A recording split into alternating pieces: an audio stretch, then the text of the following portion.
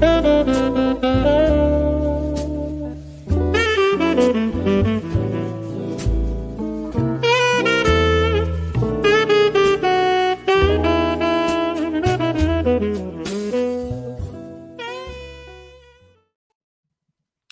and gentlemen, oh, that's a weird echo. Ladies and gentlemen, mesdames and messieurs, welcome to a new At the End of the Day. I am your host, Jason Marinchuk, and I am joined by a friend of the show and friend of mine, Adam Patrick, from the Age of Information podcast, to talk about nominalism. Or as I'm calling it, the reason why we have a meaning crisis and a civilization crisis can all be tied back. You can go to the Enlightenment, or you can go to this handy dandy little piece of bullshit philosophy that unfortunately has landed us in the current situation we are. Hi, Adam. What's up, man? Good. We're having audio stuff, or at least it's weird on my end, maybe. So yeah, I'm good. Everything's good on this end. All right, cool, good. Let me go and just update. Did that make a difference? Is that better for you? A little bit. Say something. Now I'm getting an echo on your end. I'll turn it back on. Yeah, everything was. So. Okay, we'll go with that. We'll go with that. I'm still getting echoes, man. I don't know if anyone can hear this or if it's microphone. Samson might hear mic. All right. Do you have stereo audio on? Try turning that off. No, I have it off. Oh, okay. Yeah, I don't know. You sound great over here. All right, cool. We'll run with it. Ladies and gentlemen, mesdames and messieurs, welcome to a new Tidbit podcast. At the end of the day, blah blah blah. Adam, how you doing, bud? I'm good, dude. I'm good. This is going to be a fun conversation. I hope people get super excited about it. We'll probably, as happens with philosophical topics like nominalism, will probably satisfy no one and make everybody upset. So that's ultimately, I think, my goal every time we have crazy topics like this. This is actually my goal with this series. We started it with Pete Quinones. We said basically that episode, which is burning up the charts. 2,000 views, tons of likes, and that's just on YouTube. And of course, the haters are going to hate. But that was why individualism is a civilization killer. And now we're here with Adam to talk about how nominalism is a civilization killer. Adam, you had a show yesterday on your channel as a precursor to this one. I will redirect people over to that afterwards if you want people to take a look at that. It was a book, Ideas Have Consequences. Yeah, Richard M. Weaver, 1948 book, Ideas Have Consequences, and he basically lays the issue out the way you just did. The reason Western civilization is in the decadent and destructive place that it is for him post World War II, like directly after World War II, is because of nominalism 600 years earlier, which is a bold claim from somebody in 1948. I don't think he's necessarily wrong, and I wanted to, because I knew we were going to do this, I wanted to give people on my channel a primer so we didn't drop them immediately into this soup and have them try to figure out how to swim around in it, because it does get kind of dense. So yeah. Well, I mean, typically on the right, this is where the only people who I were hearing 4 or 5 whatever years ago talking about liberalism itself being a problem, and then of course I encountered Dugan, and Dugan went right to nominalism, and all forms of liberalism, and said no, this is where things went screwed, and we need to correct from this point on. Getting it right in terms of finding the right starting point, I think, is critical, because what we're encountering quite often, Matt Erickson, myself, anything from the PayPal, anything that is basically disruptive of someone's preferred reality is an aggression. It's taken as aggression. And we can see, I've seen this personally with, talking about the Ukraine war with people who are they're reciting CNN. You're like, yeah, but this is Meshuggah. Like, it's crazy. It doesn't map to reality. I can show you the maps where you're wrong and they're wrong and whoever you're repeating is wrong. So stop doing that if you want to not be wrong. and people get violent. Like, they get very aggressive about these kinds of thoughts. Same thing with, Israel, Gaza, all the rest of it. Uh, I think it's important more now than ever to get these things right, and also to realize that, tomorrow on Friday, we're doing the PayPal Mafia Friend or Fed. Matt Erickson, Peter Quinones, Charles Haywood, and Dark Enlightenment's coming on. Matt's been doing an amazing amount of work. He's been covering this like crazy. As basically a counter elite, goes right into elite theory, and a whole bunch of other interesting avenues. I think the danger is this: if Matt and I are right in that, I shouldn't say Matt and I. If Matt's right, I'm tagging along on this one. If Matt's right and the PayPal Mafia is going to be the counter lead that takes over in the next 5, 10, whatever years, and even if conditions improve and are more hospitable to us and our side, the work will all be ahead of us because they're still dealing in this liberal frame. Nothing they're saying or nothing they're positioning tells us that they're our guys, or that we should be completely on board with them and, like, do as you will, but realize that they're still operating this liberal frame. And until you start breaking that frame completely, you're dealing in fantasy land. You're dealing in practical error, but. So that's my starting on this, Adam. Any comments on that? And then maybe you can do us a favor of giving us as brief, and I know this is going to be difficult, brief as a definition of nominalism or history of nominalism as possible, as it relates to universalism or universals. Yeah. So I will comment a little bit on what you were talking about with Matt and somewhat of his project over there at King Pilled. And if I'm gathering that correctly, because I'm not super involved in that, and I come and go out of it as people want to talk to me, but it sounds like a very pragmatic way of dealing with a political reality and saying that, well, this is the way the situation is now. We would prefer it to be X, Y, or Z way, but this is what we're potentially and probably going to get, and how do we position ourselves to achieve something positively within that system? Is that kind of the goal, right? Yeah. Okay. Yeah, essentially. I think, as I've been saying, it's not Baskin Robbins. It doesn't matter what you like, what your preferred system is. Doesn't matter. I said this when we had Yarvin on, for the Joe Rogan Friend or Fed. People should go check that out.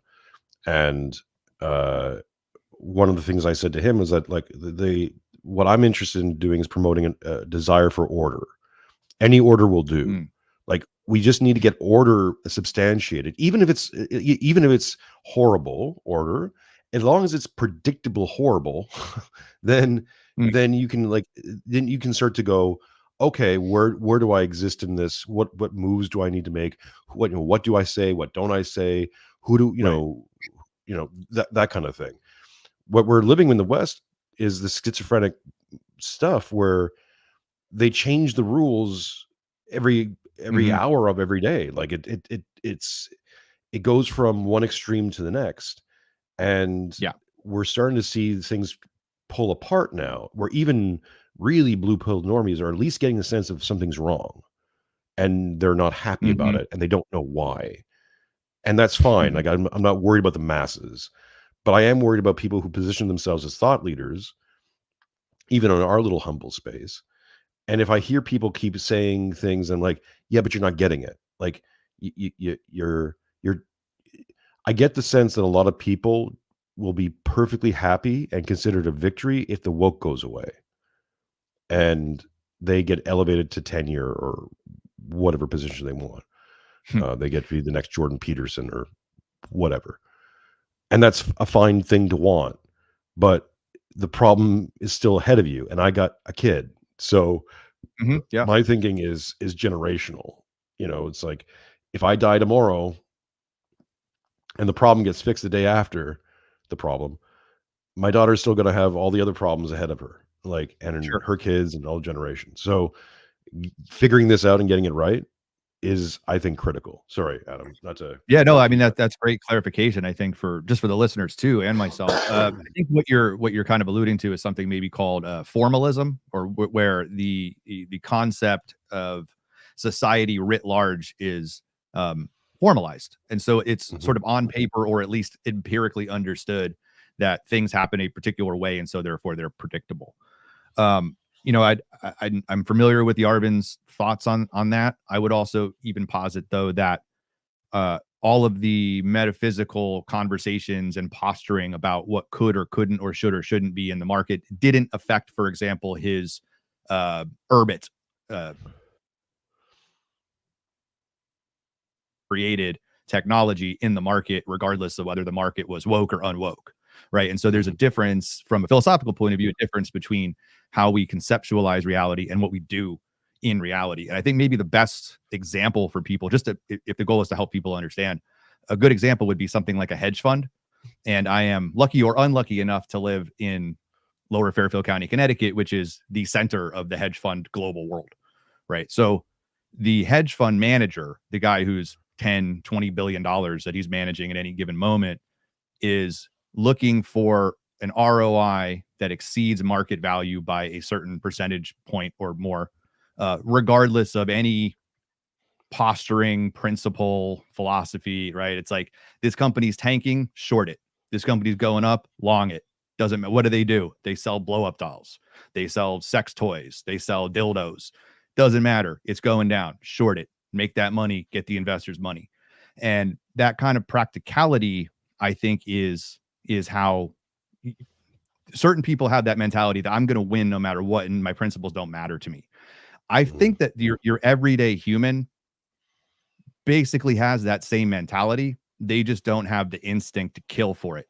And so they end up in a position where they're never really accomplishing anything. Um, and that's fine, because most people are moral individuals. And so what they're trying to do is they're trying to be moral and immoral at the same time. And they end up in a schizophrenic place where they can't ever accomplish anything. And this weirds them out, and they need some anchor to reality to keep them from going crazy. And so they latch on to something like the Israeli-Palestinian war, or Ukraine, or wokeism, or Biden, because it tethers them to something tangible, so they don't lose their minds, because they're not capable of comprehending something like, we're going to make money regardless of who dies, and like, we're going to invest in Israel sending weapons to Ukraine because they're trying to punish Russia for something that happened 50 years ago, and so we're going to short the weapons position from Boeing. They're like, what do I do with all that, right? Like, well, people who don't care about maintaining a particular position just go do that, because that's what winners do. And then, like, people think, oh, I don't want it. That's shitty. I don't want to do that. Hurt other people. Well, if you don't want to hurt other people, you're going to need a different position.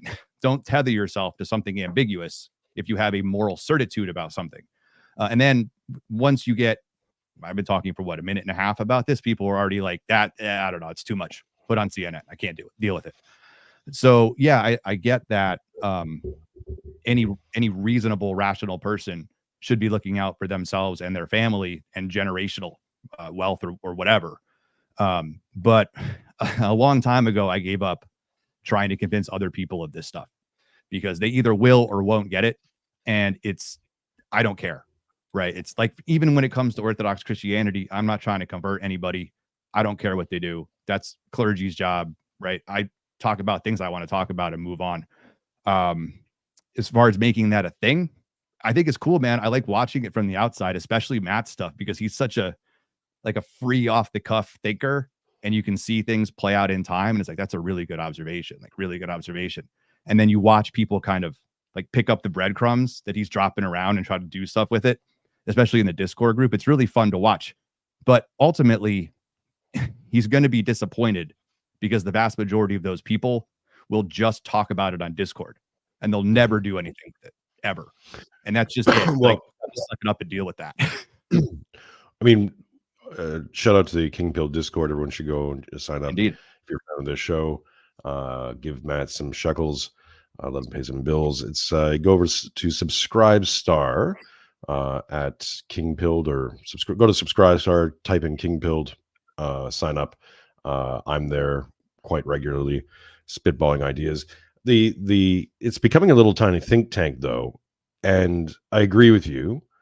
Not throwing shade to anyone in that group, but yeah, I agree with you that as soon as you get anyone, as soon as you create in these kind of groups, it's why I'm always been allergic to this kind of thing, because there's the group mind, which is a filter, and generally speaking, the group mind doesn't like too many ideas that come out from outside of the accepted center. So you have to kind of work things through and work things out within the group. Like you have to be a bit more strategic. Matt's really good at that. I'm horrible at that. If anyone who's ever been in that Discord will know that I will usually come in and just start dropping fucking bombs because I don't care. And someone was saying that on one of the calls recently. He's like, no, Jason just doesn't care. I'm like, yeah, I don't care anymore. Like, yeah, like you said, I'm not here to convert anybody. I'm not here to convince anybody. This show is not about convincing you. This show is about telling you what it is, and then you deal with it in any way, shape, or form. You want to ignore it? Go ahead, ignore it. This Marinchuk and this Patrick guy, crazy. I'm sure gonna just don't. What does that ignore mean?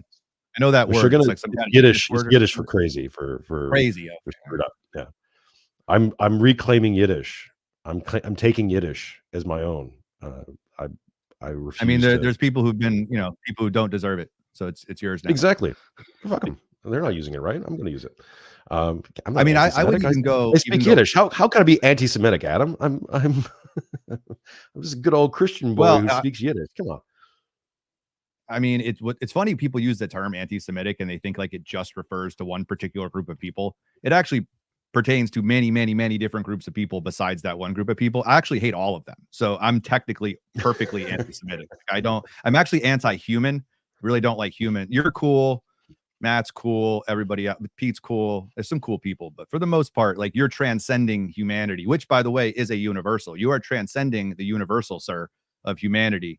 I'm going to spend my wonderful time talking to you. I wouldn't do this for most people, but I'm kidding. But like the idea of even having a Discord group or being on Facebook or being on Instagram or being on Twitter, right? Like most people the only time they will ever engage with this stuff is in a forum like that. And then once they leave, it's good. That's good for them. Maybe it's like a release. It's like going to the gym or running a marathon. But when you run a marathon, you actually run the marathon. For me, like these groups and Facebook and social media, it's like putting on the goggles and pretending to run a marathon while you're sitting in your living room. And like the real people who want to change the world go do it. Right. Mm-hmm. And they drop some comments and things like that. And then they go do stuff also. My point is not to judge anyone current or in the group, but to say that most people in most general situations will comment profusely for hours and hours and hours on end to the point where they'll never actually do anything in the real world. And that can be frustrating why we're working on a program to put the autists to work. We're going to be weaponizing the autists soon. There you go. It's coming. Civilization capital, my friend. Keep your eyes and ears open for it. It's coming. Okay. Yeah. Nominalism, please. Sure. Tell us. So at its core, nominalism is the philosophical concept that there is no such thing as universals when it comes to being or an ontology. So meaning that we might have a pet dog. I have two dogs, for example, right? Both of those dogs share something called dogness, right? And if they're both black labs, they also share the color black, the signifier Labrador retriever, the idea of four-leggedness, floppy earness, right? There's this thing that we could say about both of them or all labs that transcends the individual or particular thing. Nominalism says that not that we can't use those words, but that those words or those concepts that define multiple particulars are either constructs of language or constructs of mind. And realism or universalism is the idea that no, these concepts, these words, these terms that we use actually have ontological being and substance and essence that exists somewhere in reality outside of those things. So if, for example, all dogs were to disappear maybe all dogs go to heaven, right? And we were to look around and see there's no more dogs, that dogness would still be a thing that exists somewhere. It's a it's much deeper than that. It's a conversation that starts with Plato, and 1600 years later is turned into what we're talking about now by William of Ockham in the middle of the 13th century, early 14th century. So it's a long progress of people talking about what's called the problem of universals, the one, the many, the universal, the particular. We go out into the world, we see many different things, and yet they all seem to, or very, at the very least, we talk about them as if they share commonalities amongst or between them. Nominalism says all that shit's basically either made up or a convention of human intellect, and it doesn't exist. So, which means ultimately, if that's true, that everything is essentially a mental, physical, or vocal construct of humanity itself, meaning that there is no actual meaning in really anything other than the meaning that we create for it. And I think most people could see how that could go off the rails rather quickly. Which is basically the basis for critical theory. That, zoom ahead to the last 10 years, and you onboard critical theory, which is basically this kind of same postmodern mind virus. I won't even say postmodern, because I think that term is now dead. Jordan Peterson killed it. Forget about it. But this is the essence thing that people really need to understand. And let's dig in on this, and we can get as granular as you want. Because like when I first encountered these ideas, like my trajectory was, all the things that happened over the last 4 years, I've been on a steady path over the last 10 of going, what the hell's going on? This doesn't map to reality. Like, there's weird stuff going on. What is this woke stuff? What, wait, what? Because I was a liberal, and I was a Canadian liberal. Like, I was as liberal can be. Like, I was one of those, well, it's not sure, it's not perfect, but it's the best system we have kind of guys. Mm-hmm. And I was fairly well read, but I was in the classics, and I knew my philosophy, but in terms of, it was all theory, it was all fun and games. And then all of a sudden these things started hitting the main, and you're like, wait, what's going on? So then I started encountering Yarvin and the dissident right and all those thinkers about 4 or 5 years ago. And what they will often say is that liberalism, the frame of liberalism, is the problem. And that's a fine thing to say, but then you need, what I find, it's the digging down into it. It's like, okay, but what is liberalism? What does this mean? Mm-hmm. And then you get to individualism. Like, okay, well, is it individualism that's a problem? Maybe that's the issue, that we're not individuals. We are all, we are a collective in terms of being a family and being a representative of everything that's come before you. And you're born into a society, into a culture that you have to that you begin to represent, and it represents you. Like, there's a paradox in this being. Maybe but individualism seems to be this little mind worm that's kind of tearing things apart. As I said, it basically itemizes you out of history, where you no longer have tribe, king, region, religion. Like, you can't have these things on you all the time, and it makes you the arbiter of reality constantly, without any precursor other than maybe some guy's book that you prefer. And that's crazy. Like, you can't do it. It's I think the leading cause of nihilism is that this idea that you're the arbiter of reality. Like, who the fuck are you? Like, literally, who died and made you God? Like, you can't fathom all these consequences and all the things that are going on. Like, you take the average person who just, like, take the average person. Like, do you think that person should be in charge of reality on any level? No.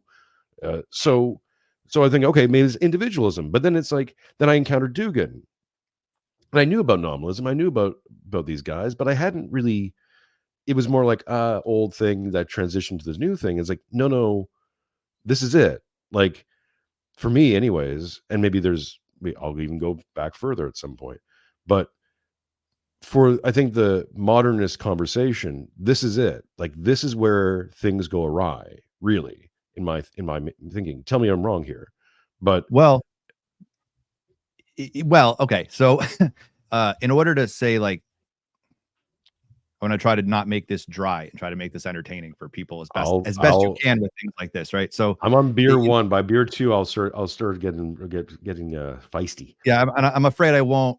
While I certainly am capable of it, I'm not going to go full Pete Quinones and just start ranting for for effect. Although it is funny to watch. I always love a good Pete rant. But in order to say like, did something go wrong? We kind of have to get a little bit granular and say like, well, what do we mean by these terms? Because if people don't want to do that, if they don't want to nail down what exactly it is that we're talking about, then they're engaging in the very thing that you're trying to stop them from engaging in. Right. And I know I had this conversation with Jim Bob the last time we had an episode on my show, and we were talking about Jordan Peterson and well, what do you mean by, right? That like, you kind of have to do that ad nauseum until people start to train their brain to think differently. And so we say, like, where did everything go wrong? There is a vast majority of the population that doesn't agree with the premise that anything's wrong at all.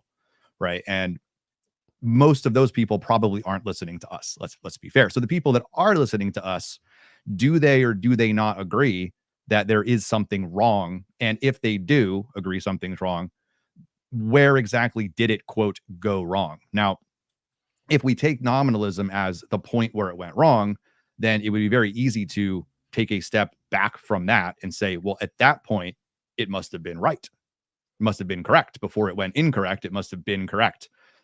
My position on this is I don't think there is a point in Western history, and we'll take Western history. We'll go back to Thales in the 7th century BC, the guy who correctly predicted for the first time an eclipse. And that's considered to be the start, quote unquote, of Western philosophy, or Socrates or Plato or Aristotle or whatever. That there is no way you can start with that. You can't start with Plato and not end up here.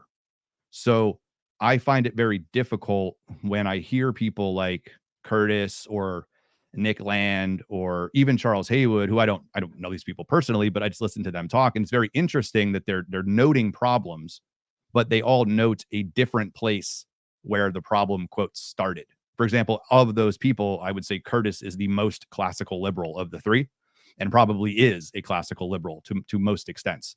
But then, you know, are we going back pre-nominalism to what exactly? Like Charlemagne or Boethius or some pope somewhere? Like, what would be the point that we, quote, return to, where if we did, we could direct society or push philosophy in a direction that doesn't end up right back here again? And the only answer I can come up with to this is to look at another part of the world that started in a similar place and ended up in a different spot, right? And what's beautiful about something like, I've said to people online, including Pete, by the way, who I'd love to pick this up with someday, I said, you know, I think Orthodox Christianity solves a lot of these problems. At the time, he wasn't as receptive to it as I think maybe he'd be now. I only meant it in a philosophical way, not a, hey, I want to convert you to orthodoxy. It's just, we have something that exists in the world that never went through this particular strain of events. And so we can kind of look at it and, using the Western empirical mind, study it and see what could have been in the West. So even in the Father John Strickland series that I've been doing, or am doing, on the Age of Information, we did 17 hours on it so far. He says, even in the book, you know, what the West once was. And that's the subtitle of the series. I took exception to that and said, I don't think the West ever wasn't what it is now. And there was no way it ever couldn't be what it is now, because what ultimately happened was, you had Athens, the Athenian thinkers, Plato, Socrates, Aristotle, these guys, who were the product of the Bronze Age collapse, the collapse of, you know, Mycenaean or palace civilization. And they created a society in which they could kind of walk around and talk and think about stuff. And their idea was to look at things non-metaphysically, right? We're going to sort of use metaphysics kind of, but we're going to find rational, real world reasons for things. And when you start with that premise, right, you're inevitably going to get to Jean-Paul Sartre, and you can just create your own reality 2,500 years later. Right? I don't see how you couldn't get there. So Buck says, trace it back to the Great Schism. Yeah, but I think we also laid out in our commentary on Father John Strickland's books, that the Great Schism had hundreds and hundreds of years worth of causes that led to it. So if we just go back to 1053, do we avoid? I don't think we do. I think we just end up at 1054 again. I realize that's a bold claim to make, and it requires, unfortunately, very long, descriptive, definitive conversations about the history of Western philosophy that people don't particularly want to have. And if we're not going to have those, I'm not saying we have to have that right now, but we're not going to have those in general. We're not really ever going to trace the problem. We're just going to keep talking about the problem.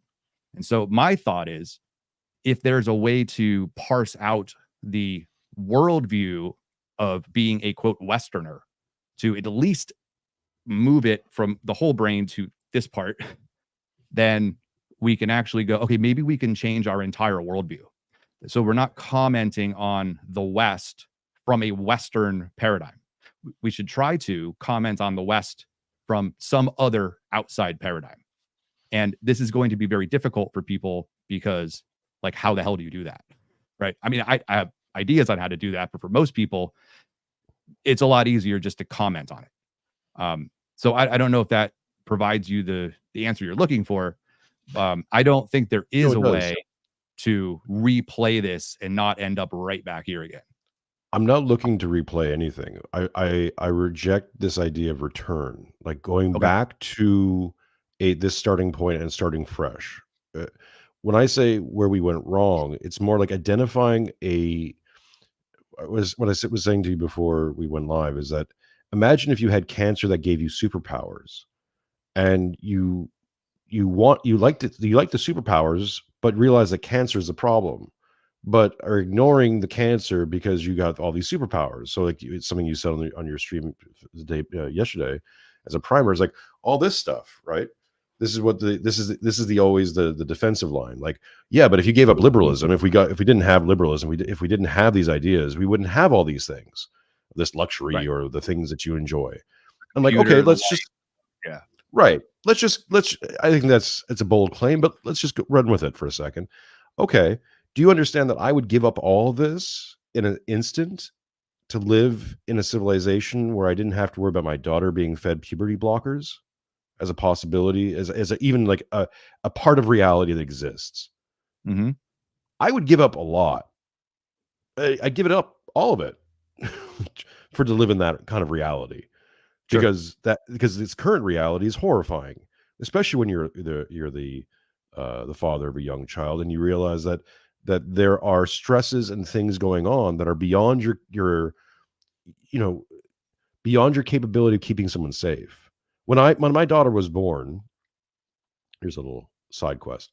My daughter was born, moved her from the birthing room into the recovery room, and in that in that little walk. And, it's like we were in a little room with curtains, whatever. I became aware that I was checking my 6s and 9s in a way that I had never done before, except if I would walk down a bad neighborhood.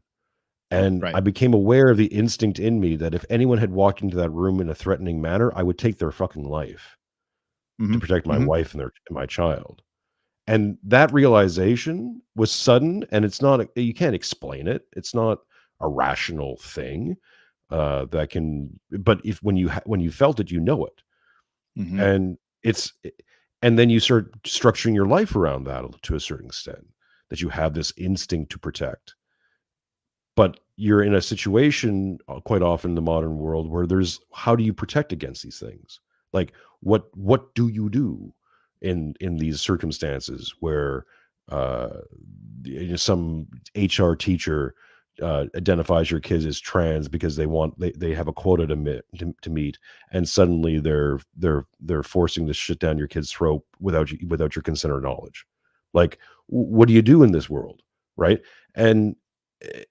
So when I say where we got it wrong, one of the things that Matt and I are working on, this idea of civilizational capital, and my bold claim is that you don't live in a civilization anymore.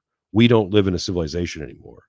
And I know this is contentious for people, but I'm like, we have to start at zero. We have to assume we're at zero and move up. If I'm wrong and we're actually at 0.1 or 0.5 or something, great. Huzzah. I will gladly be wrong on a decimal level. But taking that mindset and going, we don't live in a civilization where we need to build a new civilization. In the process of building something, the last thing we want to do is onboard bad thinking that has led us to these bad results, to these consequences we now live in. If we want to avoid the consequences, it's not just having better laws or better or the right theology or the right this or the right that or everything else, because these things will be corrupted over time if you're putting that corruption, if you're starting off with that corruption with that wrong mindset, it will be corrupted, and it will be corrupted in ways that you can't prevent, that you can't like bad things are going to happen. Fine. There's things beyond me that I can't control or uh, you know conceive of. This is one of the best defenses of religion, for even from a Mm. secularist point of view. But that being said, it's like we can do the best we can to at least not start off with cancer and pretend that it's wonderful. Yeah, and you're alluding to the conversation you had with Buck, I think, on Counterflow, which, by the way, is a great Right. conversation. So if any of your listeners haven't checked that out, go check it out. I mean, I have a couple different thoughts on what you were talking about, but I understand where you're coming from, which I'm not sure a lot of people do. And in really using some of the terminology that you put there, I've often been accused of somebody who sort of just keeps asking questions and never really provides solutions.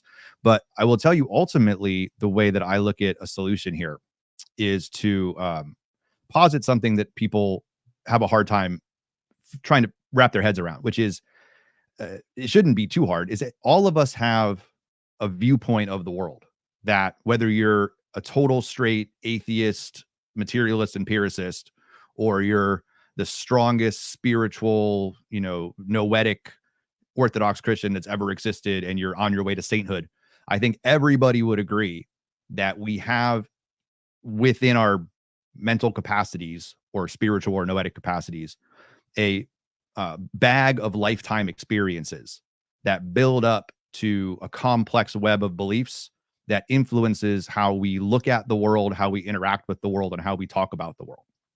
And those end up becoming something that we call paradigms, worldviews, phronema, the way of thinking, something like that. And these ways of thinking, if you're a straight empiricist, materialist, atheist, it's essentially as simple as just plugging in new software and rebooting and moving to whatever. There is no ultimate meaning for anything. As you were alluding to with nominalism, we can just change the meaning of words. We can change the meaning of words. We can be the person who changes the meaning of words. And really, all it's going to annoy people who were born in the 1950s. But eventually, once they die, the younger people will come around to this new way of dealing with the software, and we'll get them on board, and we won't have a carbon footprint anymore or something. Right. But for people who believe strongly that there is such thing as meaning and purpose, and that exists outside of human perceived reality, then we can still go with that analogy and say that there are spiritual operating systems that do, don't, or otherwise could comport to reality 1-to-1 or in some other ratio. So, for example, if we were to abandon the atheist paradigm, which I hope everybody will, regardless of what other one they supplant it with, we could plug in the specific Hindu paradigm, a Buddhist paradigm, a Native American spiritual nature Gaia paradigm. We could plug in a Protestant, Roman Catholic, or Orthodox Christian paradigm.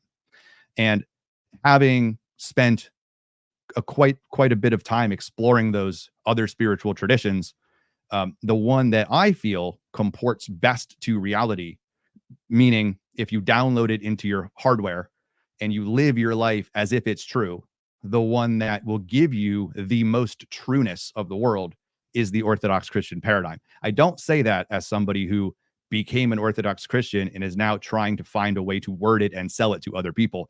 I say it as somebody who started there, imported and downloaded the software, tried it out, and realized it's that and everything else over there. And for me, I couldn't, even as somebody who studied Western philosophy for 30 years, I could talk about it academically, but I couldn't ever really pick a side. Right. And it wasn't until I saw, and I love the Buddhist Hindu thing or even like Taoism or something, is so much more applicable to reality than the Western tradition, the Western analytical tradition, so much more, right? But it still misses something. It misses a sense of material reality having meaning. There's always an escapism going on. So Christianity traditionally has been about a synthesis of the material and the spiritual world. That doesn't exist anywhere else. Atheism, any Eastern religion, anywhere, right? There's corruptions of that where what you end up having in Western Christianity is ultimately escaping the material world anyway. Either it's a total embrace of it, as in Roman Catholicism, where this is all you'll ever know, right? And the Roman Catholic tradition is where nominalism comes from, right? It's the idea of breaking away from the synthesis of Aristotelian metaphysics with Thomistic metaphysics. And William of Occam's reaction to that creates nominalism. But there is no reason to react to that if that never happens in the first place. So, and then the Protestant reaction is basically supernatural. Like the material world essentially is like where we are while we're waiting for heaven. And so that none of that really works. And it ends up ultimately becoming either atheism or some kind of escapism. And so I think putting in that software gives you the proper worldview from which to interpret all of the things that we're kind of discussing. But even if someone doesn't do that, they're going to be operating from some worldview of some sort. And if you, Jason, are having a conversation with another human and you're not operating on the same software, for example, you're operating on iOS and they're operating on Android, you're not going to understand each other and there's going to be a communication error. And I think that's what people are seeing when they look at the world or cable news or just the general discourse that's going on in the community. That there are people operating from multiple different paradigms, all kind of pretending or ignoring the fact that they're not on the same page or they're unwilling to face it. And I think just accepting that and understanding that we cannot escape the fact that we all have a web of beliefs and we can change them, but we can't escape having them, might help us understand how to approach something like this better. And because the question we're really asking is, how do we get what we want from the world and people we don't know? How do we get what we want? And we won't be able to even try to start to get what we want until we define it. And then we come to terms with whether it's actually attainable. Right. So I understand the instinct to protect, kill or die for what you love in a richer way than an atheist ever could. Right. Because you could say, well, it's an animal instinct. But at the end of the day, if you give an animal enough food, you can break their instinct to do anything. Right. If you give a human enough shiny stuff, you can break their instinct to do anything in the atheist worldview. But in a worldview that requires a spiritual component and acknowledges and accepts a spiritual component, that's actually not possible. And it actually hardens your resolve. And it creates the nurture that people want to elevate to deity, subservient to the nature, because they don't believe in the nature part, right? And when it comes to humans. So I don't know if that's a roundabout way of trying to adjust the perspective for people. But if we want to, for example, destroy evil, we have to agree on what evil is. Is evil an invention that we just made up? Is it people I don't really like because they get in my way? Or is it like ontological being that exists in humans somewhere or in the world? Or as from the Orthodox point of view, is it like the privation of good? Is it the absence, the moving away from the good? And then if we do that, we have to explain, well, what is good? Because good to us, to Orthodox Christians, is not the same as it is to even Western Christians, let alone atheists or Buddhists or Hindu. And then if somebody's focused like just on the political or the societal or socioeconomic, they're going to have to understand our entire socioeconomic structure is built on the rejection of the supernatural. So in order to operate in this world, as I believe scripture will back up, we can be in it, but we can't be of it. We're going to have to live different lives.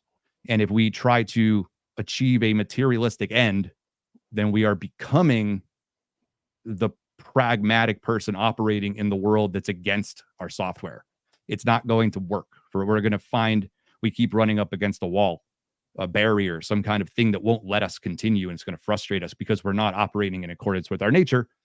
Of course, we're accepting that nature, human nature, not nature like trees and shit, that human nature is an actual thing because we don't believe in nominalism, to try to bring it back home. Does that make sense? Maybe a little bit. No, makes sense to me. Okay, let's give an example here. So CB says, and I understand you're being ironic, but what I want is a society where I don't need to ask for a code to use the bathroom. Okay, how does this tie into nominalism? Well, what's being expressed here, the reason why you have to have a code to use a bathroom is basically because you want to have a clean bathroom. Clean bathroom is desirable, and there's other people who will go in there and mess things up. So you have to have a code to be selective about who uses the bathroom. Okay, that's what's being expressed here. The raison d'être of code for bathroom, or money for bathroom, or other things they have in Europe. You can't have universal clean bath. You can't. Okay, to say that clean bathroom is good is a universal statement. Like that breaks nominalism right there. Somebody saying that a clean bathroom is more preferable than a dirty bathroom is now, that may seem like something that's obvious, but it's not always obvious.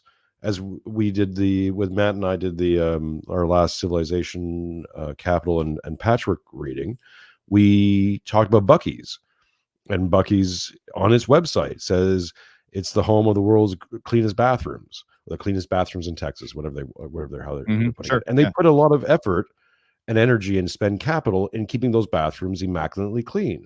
Why? Because it creates a vibe, and because we're saying that this is a good people who are good people like clean bathrooms.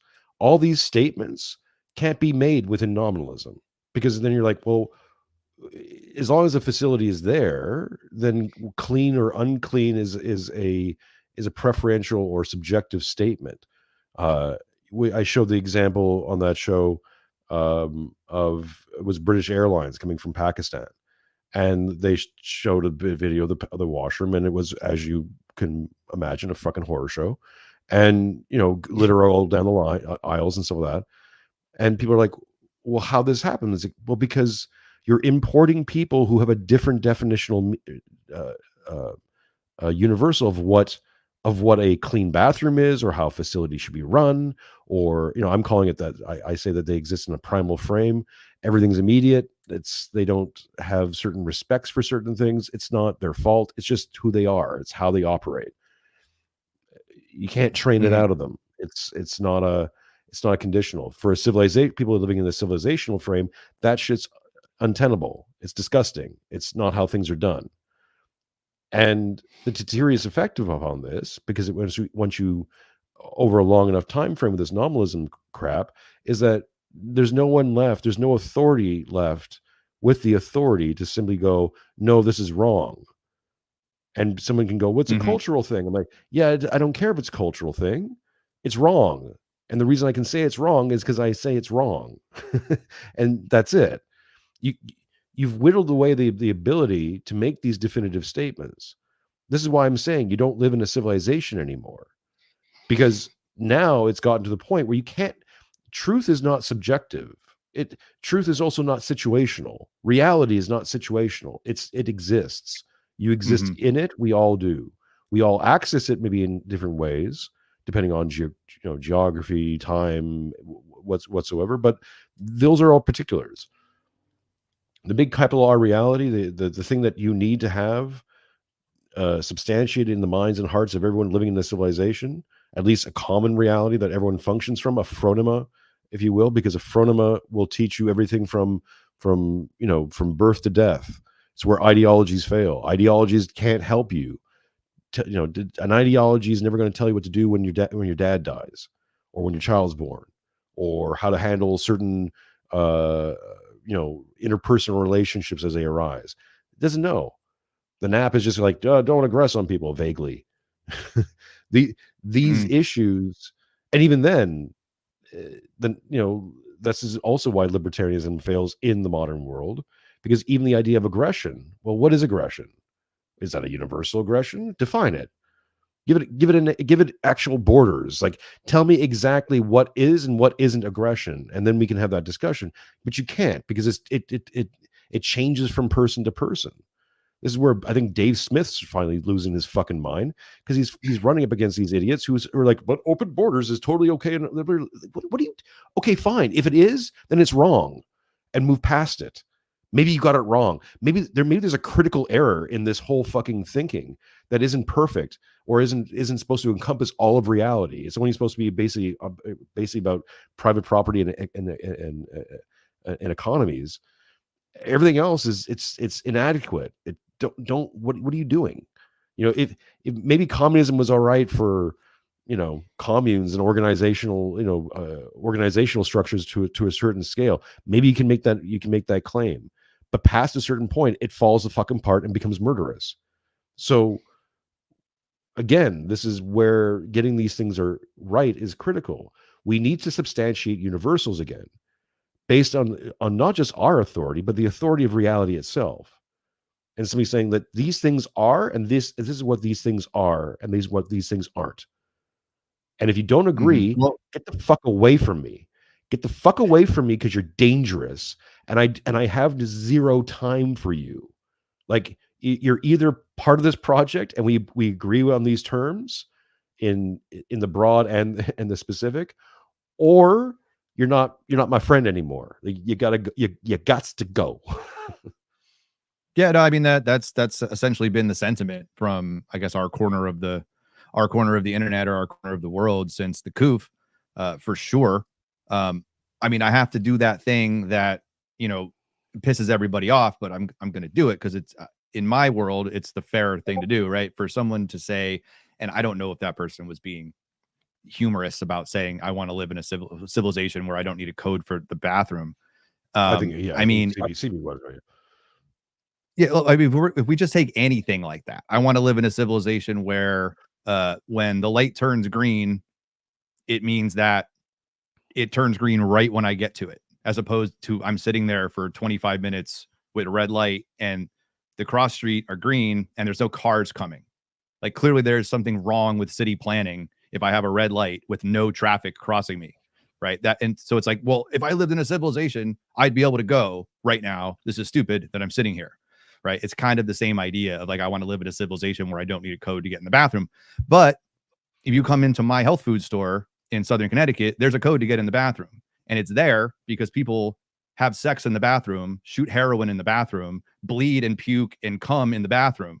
And we put the code there so we can try to some extent, mitigate the cum and the blood and the heroin in the bathroom. So, like, obviously, we would say we don't want that, right? We want to live in a place where we don't ever feel unsafe or encumbered by people whose lack of morality or subjective morality interferes with ours. Sure, but now here comes the douchey part. Justify why that ought to be the case for you. And most people will have a very difficult time doing that. I'm not saying they're wrong, right? I probably agree, right? But it isn't a matter of agreement or a matter of stating something or a matter of making a truth claim. It's a matter of justifying the claim. It's a matter of providing a good reason for the claim. And now I've heard you say and Matt say, well, then what? And now what? And then what? And then what? Well, philosophically, we would do the same thing. Okay, the person tries to justify the claim about the code on the door. Okay, they try to then what? Now justify that and work your way backward to a larger metaphysical position that now encompasses all of your probably valid complaints about the society you live in, so that it becomes logically consistent across all boundaries. And people are going to have a very difficult time doing that. I would argue it's next to impossible, because all of the things that we want, eventually we will get to a point where we inherit a contradiction in our own worldview. And we say, oh, shoot, I never thought I would get there until somebody pushed me. Now, all of a sudden, I'm, if they're being honest with themselves, noticing a contradiction. What do I do with that contradiction now? Because I can't have everything I want and be logically consistent at the same time, because these two things are opposed to each other. They're in tension. And I think that's where what people do is they try to they pick a reality they want, and then they retcon back into their psyche the way they would get there in their ideal world. And that's not really what a worldview is. That's playing a game, right? It's playing a video game in your head. The idea is decide what you want, decide logically, consistently, metaphysically, how to get that is consistent across all boundaries, and realize that you're not going to like what a lot of that other shit is too. And you don't get where you want to go until you accept a bunch of shit you don't want to do. This is where, let's take libertarianism, because it's the greatest example of this. Create an ideal world, the perfect Rothbardian world, right? And now try to make that make sense across all boundaries, across all possible occurrences. It doesn't work. We know it doesn't work. You know it doesn't work. Pete knows. Everybody knows it doesn't work, right? But you'll ask the libertarian, well, or you'll ask them, you'll tell them this, and they'll say, well, what's the other option? Right? Because you're right, Jason. You're right, Pete. You're right, Adam. It isn't perfectly consistent. It doesn't always work, but it's the best possible option. And it's like, how do you know that? Like, who told you it's the best possible option? Did you literally sit there for years at a time and weigh out all the possible? Of course you didn't. You're just saying stuff. And this is what most people do. They just get angry that they can't have what they want. They try to figure out how to get what they want, and then they make that the hill they die on. Ultimately, people will find if they're doing this on their own, it'll never be logically consistent. There will always be something that interferes with you getting what you want in your paradigm at all times, because you're creating, not you, Jason, but like that person is creating their own world in their head. That is trying to write your own software isn't going to work out well for you. Now, you could try that. You could say, Adam, you're wrong. I actually could. Okay. Well, now you're engaged in the very behavior that we started the show by saying was negative and destructive, right? That's kind of what I'm saying. Like, we can't all get if we could get what we wanted, I could do a lot of bad things and it wouldn't affect all the good stuff, right? I think that's the problem. Trade-offs, incentives, those are perfectly acceptable libertarian terms. But when we start getting to what they would consider to be universal principles, we find they don't actually comport well to reality. So we should applaud them for things like economic incentives, externalities, and trade-offs, and the attempt to come up with a universal morality. But we should also deride them when they start making bold claims about human intuition or our metaphysical capabilities, or in a lot of their conversations, a lack of metaphysical capabilities. And then you go, wait a minute, how could you be both pro and against abortion logically within the same system? That is a contradiction in your system. If I could make an argument as a libertarian, private property rights, both for and against abortion, then there's a problem in your system, which that's true, whether anybody wants to admit it about libertarianism or not. If you can't be logically consistent there, you're not going to be logically consistent everywhere. And then the whole system falls apart, because let's be honest about Western philosophy, other than metaphysics of like 1500 years ago, every Western philosopher is a systems builder. They're creating something from scratch and saying, this is the answer to man's problem. This system, Schopenhauer's system, Nietzsche's system, right? Anselm's system, Lombard's system, Aquinas' system. Just follow this system. It'll fix everything. Man-made systems will never fix everything. Never. There'll always be trade-offs. And even the metaphysical non-man-made systems have trade-offs as well, right? For example, you can't go around murdering people, right? And people say, well, obviously we can't go around murdering people. Well, that's how's it go obvious? live in. That's the thing is like, Well, how is it obvious? Right? How is it obvious? It to definitely anything? isn't. When you Right. consider that, and then just read out TK's super chat for $5. Thank you very, very much, TK. We do take super chats. We do take your money. I appreciate you, Adam. We'll wrap things up a little bit on the main show. We'll carry it over to the members only. It's $2. It's pinned up there, folks. You can sign up if you aren't already a member. It's $2 to join. We'll wrap things up a little bit, then jump over there and continue the conversation for a bit longer. And of course, we can chime in there. TK says for $5, the description must not be put above the thing described. This is true of God and therefore of his icons. The description must not be put above the thing described. Thoughts on that? I'm trying to just parse it. I don't know what that means. We're gonna need a little bit more. TK, do me a favor, bud. Oh, here we go. Here's another one. I see a lot of "I want to live in civilization" quotes. Do me a favor, guys. Post these on Twitter or X and at me on there too, because we can start a list of I wants, the civilization we wants to live in.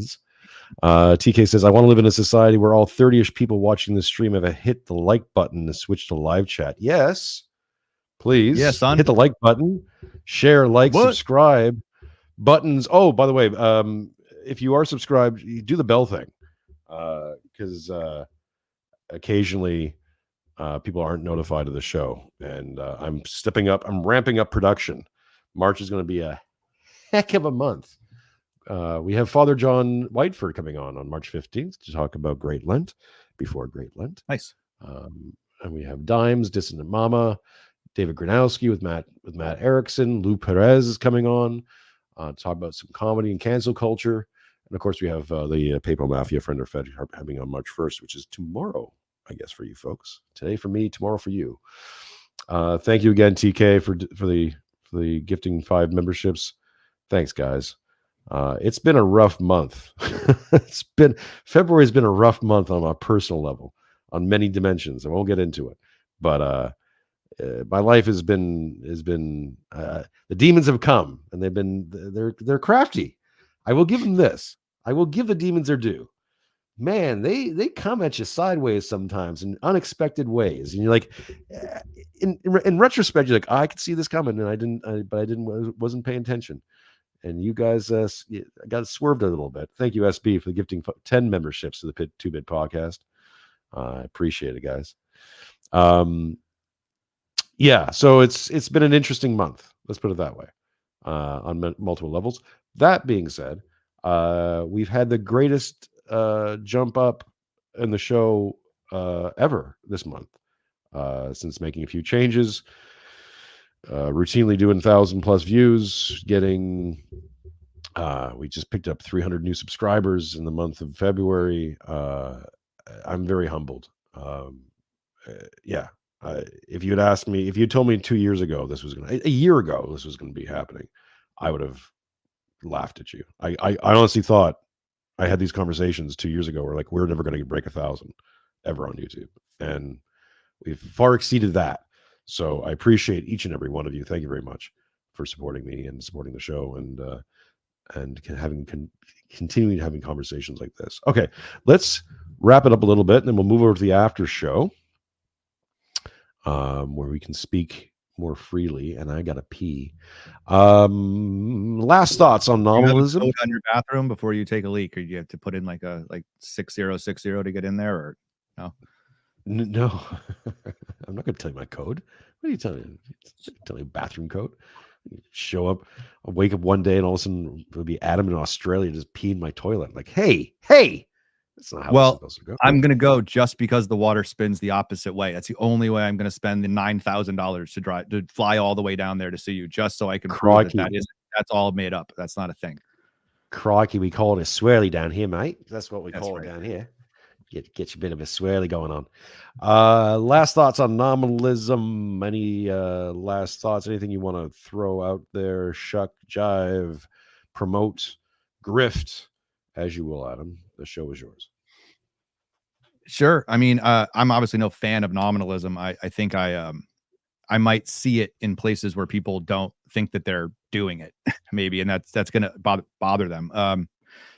So the show is Age of Information on YouTube and audio podcasters, whatever. I have the exact opposite show style as Jason. I basically was driving to work yesterday, listening to him on another show, listening to Jason, and was like, oh, I know what I could talk about for 2 hours. And I turned around, I put my camera on, I talked for 2 hours, I shut it down, I put it on YouTube, I went to work. I never looked at it again. Like, the show is I have a lot of stuff to talk about that's boring and dry to most people. To me, it's super freaking interesting. That's what I do. I ramble on. Sometimes there's guests, sometimes there isn't. I don't care if you listen or don't listen. I don't care if you like it or And don't like it. don't and Whatever. wait, by the way, Adam just picks up subscribers like fucking white on rice. Like I made a comment to him maybe I don't know 4 or 5 months ago, something like that. When you hit like you're at 2,000, I was like, whoa, shit, you know. Not that I'm not surprised that you'd be popular because you should be popular and everyone should be listening to you. That's not the issue. It's more like, oh, okay, because I think before that you were not that, and it jumped, and I was like, oh, that's interesting to look at. And now I just happen to look at it because I don't always look, but when I do look, I'm always fascinated. You're up to about 6,000 subscribers on YouTube, which is a thing. It's Yeah, it's hey, actually. it's a hard I'll be time honest with you. in this Yeah, sphere. Like this sphere, they're not promoting us, man. We're promoting each other. Like this is how we rise that's true. ships, That's man. true. Because the It YouTube is actually not helping. the vast majority of the people who quote subscribe to the Age of Information are there from like 3 shows I did. The Dr. Jeannie Constantino show, the Wemhoff conversation that I had about Vatican II, the Father Turbo conversation. There's like 3 or 4 or 5 guests that we had on where a couple of them I put like $20 into YouTube ads just to get it out there because I'm like, oh, these are picking up traction organically. Let me go and I'll post them in a couple of groups on YouTube and stuff. And those attributed to the vast majority of the people who subscribe. The real YouTube metrics that people should look at if they run shows, look at view time and repeat rate to your channel. So if you have, let's say, 20,000 subscribers, the public sees that. They might not see that your average listen time is like 45 seconds to your videos. That's not actually helping your channel in the algos, right? What's helping is 30, 40-minute clip listening times and retained viewership. So people go to the Genie Constantino interview and then they spend the next 2 weeks looking through all of my other videos. And that is the thing that keeps people Okay, hooked. well, It's not okay, necessarily what I'm doing, but that's the algorithm people should be looking for. we're gonna touch on this and build on this in the after show. Everyone go sign up. If you haven't signed up, go join us there. Sign up, bitches. Adam, yes, Age of Information, go sign up there as well. Description, all your links to your uh, website is down below in the descriptions. Go there, folks. Please sign up to Adam. Give him your like, give him love. I love you, man. You were the first interview way back when I first started trying to do interviews. You were the first guest, And yet you that I interviewed. survived. And yet we survived, and we're here now. You, We're you here. made it past that debacle. Yeah. Yeah, I remember walking away from that. I don't think I've ever re-listened to it. Going, I just sound like a fucking idiot, because I was a little bit nervous. I won't lie. I'm you're sure you're an right intimidating up person. You're an intimidating man. Until you get to know you. That's absolutely. I'm a big teddy bear, dude. Come on, let's hug it out. Let's hug. E-hug. E-hug. E-hug. Thank you, folks. We'll play it out and go join us in the after show in about 15 minutes. Adam, just stick around. We'll talk a little bit after we stop this one. Thanks again, folks. Appreciate you. We'll see you again soon.